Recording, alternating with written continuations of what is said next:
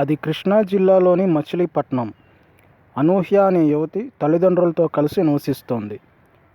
ఈమె వయసు 23 సంవత్సరాలు. ఇంజనీరింగ్ పూర్తయ్యాక 2012లో ముంబైలోని ఓ సాఫ్ట్వేర్ కంపెనీలో సాఫ్ట్వేర్ ఇంజనీర్గా పనిచేస్తోంది.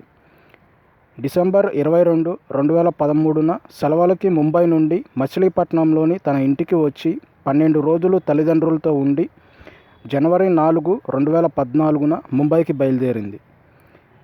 ఇంట్లో నుండి ఉదయం 5:30 బయలుదేరింది. మచిలీపట్నం నుండి విజయవాడకు 7:30 చేరుకుంది.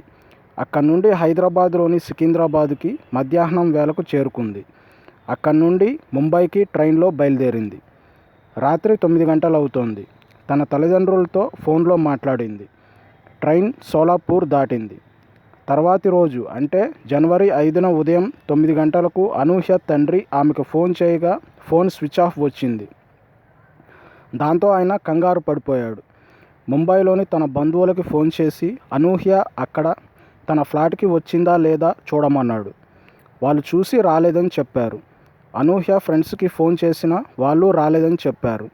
కాసేపు ఆగి అనూహ్య తండ్రి ముంబైలోని వారి బంధువులకి ఫోన్ చేసి అనూహ్య ఫోన్ స్విచ్ ఆఫ్లో ఉంది, మీరు అక్కడి పోలీసులకి మిస్సింగ్ కంప్లైంట్ ఇవ్వండి అని చెప్పాడు.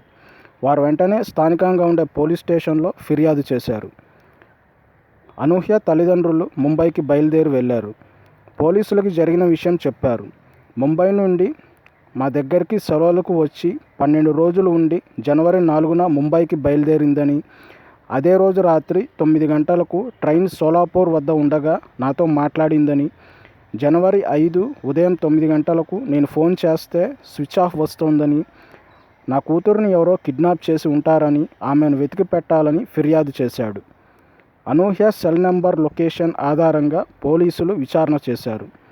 జనవరి 5 ఉదయం 4:30 ఆమె cell phone signals Mumbai railway స్టేషన్లో ఉండడంతో ఆమె ముంబైలోని లోకమాన్య తిలక్ టెర్మినల్ నుండి బయటకు వచ్చినట్లు సీసీటీవీ కెమెరాలో రికార్డ్ అవ్వడం గమనించారు. అనూహ్య బ్యాగ్ మోసుకుంటూ వెళ్తుంటే ఆమె వెనుక ఒక వ్యక్తి అనుసరిస్తున్నాడు. ఆ వ్యక్తి ఫుటేజ్ ద్వారా పోలీసులు సేకరించారు. ఆ రైల్వే స్టేషన్ చుట్టుపక్కల పరిసరాల్లోని ఇండ్లలో ఆ వ్యక్తి ఫోటో చూపించి అతని వివరాలు అడగ్గా ఒక వృద్ధురాలు ఈ ఫోటోలో ఉంది తన కొడుకే అని చెప్పడంతో పోలీసులు ఆ ఇంటి వద్ద వేచి ఉన్నారు. సాయంత్రం తీరిగ్గా ఆ వ్యక్తి ఇంటికి రావడంతో అతనికి ఫోటో చూపించి ఇతను నువ్వే కదా అంటే ఈ ఫోటోలో ఉన్నది నేను కాదు అని అతను చెప్పాడు. అనూహ్య మిస్సింగ్ వివరాలు, ఆ సీసీటీవీ ఫుటేజ్ గురించి చెప్పగా ఆ టైంలో నేను వేరే ఊరిలో ఉన్నానని, కావాలంటే నా సెల్ నెంబర్ తీసుకోండి, మీరెప్పుడు విచారణకు పిలిచినా నేను వస్తానని ఆ వ్యక్తి కాన్ఫిడెంట్గా చెప్పడంతో పోలీసులు అక్కడి నుండి వెళ్ళి వాళ్ళ పై అధికారులకు చెప్పారు. పై అధికారులు షాక్ అయ్యారు. ముందు ఆ వ్యక్తిని ఇక్కడికి తీసుకురాకుండా మీరు మాత్రమే వచ్చారేంటి అని వారిని మళ్ళీ అక్కడికి పంపించి ఆ వ్యక్తిని తీసుకురండి అని చెప్పగా పోలీసులు అక్కడకు వెళ్ళారు. ఇంటికి తాళం వేసి ఉంది. అంటే ఈ తల్లి కొడుకులకు విషయం అర్థమై పారిపోయి ఉంటారని, అనూహ్య మిస్సింగ్కి ఈ వ్యక్తికి సంబంధం ఉంటుందని గ్రహించి పక్కింటి వారిని ఆ వ్యక్తి పేరేంటని అడగ్గా చంద్రబాను అని వారు చెప్పారు. అతని ఫోన్ నెంబర్ తీసుకున్నారు. మొదట పోలీసులకి చంద్రబాను ఇచ్చిన నంబర్ రాంగ్ నంబర్. ఈ నంబర్ ఆధారంగా వెతుకుదామని పోలీసులు భావించారు. చంద్రబాను సెల్ నెంబర్ లొకేషన్ నాసిక్లో ఉండగా అక్కడికి వెళ్ళి అతన్ని అదుపులోకి తీసుకున్నారు. చంద్రబాను అక్కడ ఒక జ్యోతిష్యునితో నా జాతకం ఎలా ఉంది అంటే ఆ జ్యోతిష్యుడు దరిద్రంగా ఉంది, హోమం చెయ్యాలని చెప్పాడు. చంద్రబానును కస్టడీలోకి తీసుకున్నాక సాధారణ ఎంక్వైరీకి మీ ఇంటికి వచ్చి మేము అడిగి వెళ్ళాక నువ్వు ఇంటికి తాళం వేసుకుని ఎందుకు పారిపోయావు అని వారి శైలిలో విచారించేసరికి అనూహ్యను నేనే చంపానని చంద్రబాను ఒప్పుకున్నాడు.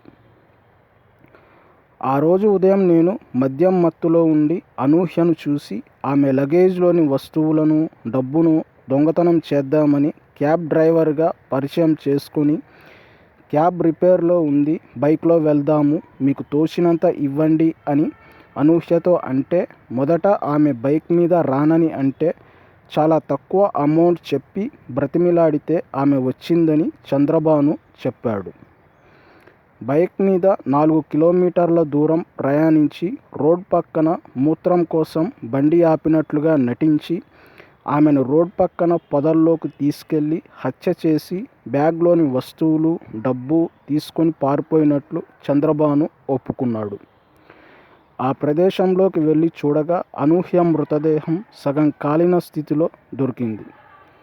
అనూహ్య తల్లిదండ్రులు మృతదేహాన్ని గుర్తించి తమ కూతురే అని బోరున విలపించారు. పైగా ఆ ప్రాంతంలోనే చంద్రభాను సెల్ ఫోన్ లొకేషన్ కూడా ఆ రోజు ఆ టైంలో ఉందని తేలింది. చంద్రభానుకి కోర్టు మరణశిక్ష విధించింది. వీడియో నచ్చితే లైక్ చేయండి, షేర్ చేయండి, సబ్స్క్రైబ్ చేయండి, పక్కన ఉన్న బెల్ సింబల్ని యాక్టివేట్ చేయండి.